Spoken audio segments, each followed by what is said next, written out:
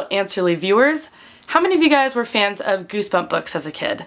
I'm being totally honest when I say that I used to read one a day back in elementary school. Think what you want about them now, but those books were totally awesome back in the day. So awesome, in fact, that I think that they warrant their own fun facts video. So, viewer, beware.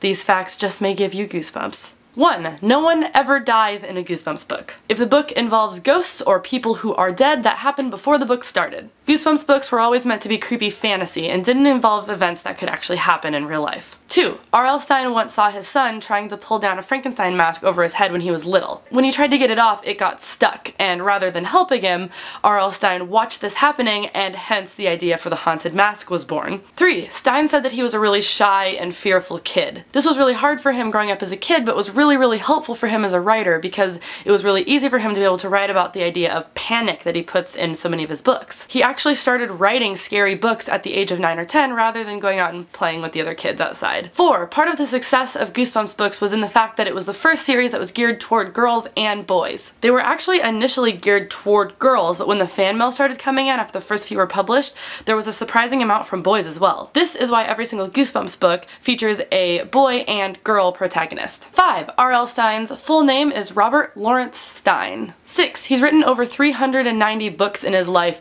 and used to write at the rate of 2 a month. He doesn't actually keep that pace anymore, but can you blame him? 7. For 3 years in a row, USA Today said that R.L. Stine was America's #1 best-selling children's author. This was, of course, in the 90s because J.K. Rowling has taken that title from him since then. 8. When he's not writing for young readers, Stine also writes joke books. 9. Having written hundreds of horror fiction novels, Stine is called the Stephen King of children's literature. He also wrote the Fear Street and Nightmare Room series. 10. I was shocked to find out this last one because I was a big fan of the show as a child, but R.L. Stine was the co-creator and head writer of the show that aired on Nickelodeon in the late 80s and early 90s called Eureka's Castle. Which Goosebumps book was your favorite? Mine was The Haunted School. Did any of the books give you nightmares as a kid? Let me know in the comments below, and until next time, it's game over.